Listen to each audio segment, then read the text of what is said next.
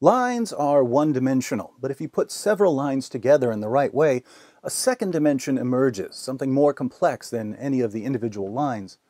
Human beings are complex creatures. We make decisions based on a variety of factors: genetics, upbringing, feelings, beliefs, desires, and so on. Much of what we do can't be explained in terms of one specific factor, so one-dimensional explanations of our behavior are often misguided. Take jihad. What causes jihad? Is it poverty? If so, shouldn't we see jihad among all poor people, whether Muslim or not?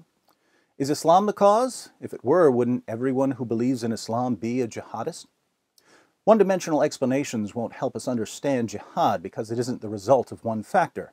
It's the result of three. If you're missing any of the three factors, the new dimension doesn't emerge. But when all three come together, they form what we'll call the jihad triangle.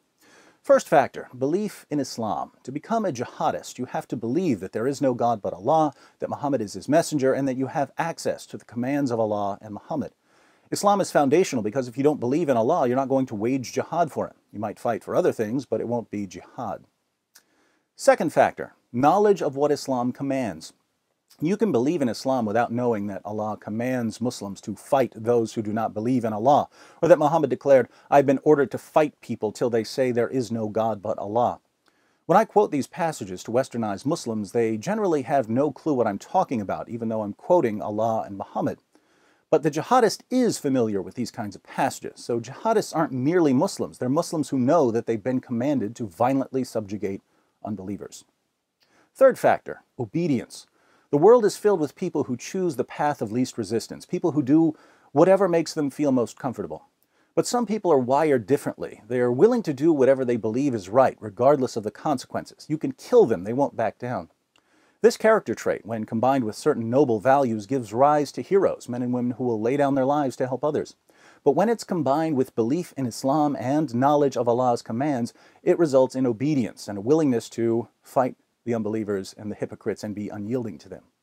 So belief in Islam by itself doesn't produce jihad. Knowledge of what Islam teaches by itself doesn't produce jihad.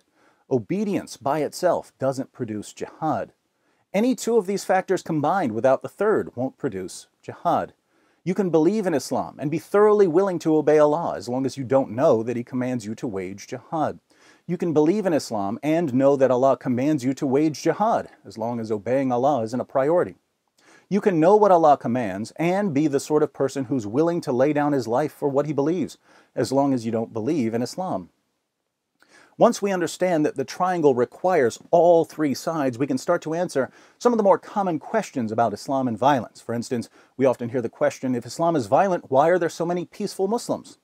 Well, most Muslims in the West only have one of the three sides. They have belief in Islam, but they don't know what Islam teaches, and even if you tell them what Islam teaches, they're not going to obey if it's something they don't like. My conversations with westernized Muslims usually go something like this. The Muslim says, "Islam is a religion of peace." I respond by quoting a bunch of passages from the Quran. Then the Muslim says, "You're ignoring the context," so I take him through the context. At that point, he calls me an Islamophobe and says there's no point in talking to me. Notice, even when the commands and the context are spread out in front of them, many Muslims simply will not obey. They'll always be one side shy of a triangle. Another common confusion surrounds the issue of radicalization. How many times have we heard, "He was such a polite boy growing up. We don't understand how he ended up with a group like ISIS." It's actually pretty straightforward. You see, either he was raised with one of the three sides, belief in Islam, or he acquired the belief side through conversion. Either way, having the belief side opens the door for the recruiter to start working on the other two sides. You think Allah wants you to live in peace with unbelievers? You got that idea from the unbelievers, not from Allah. Let me show you what Islam really teaches. With the second side firmly in place, the recruiter then shifts his attention to obedience. You think you get to pick and choose which of Allah's commands you obey, as if our religion is some sort of lunch buffet? Allah demands complete submission, and if you don't obey, you're not a real Muslim. You're going to hell. There are plenty of young Muslims out there who will resist the recruiter. Nothing will convince them to obey. But some will pack their bags and book the next flight to Turkey, one way. Now, is it just me, or is this really, really simple?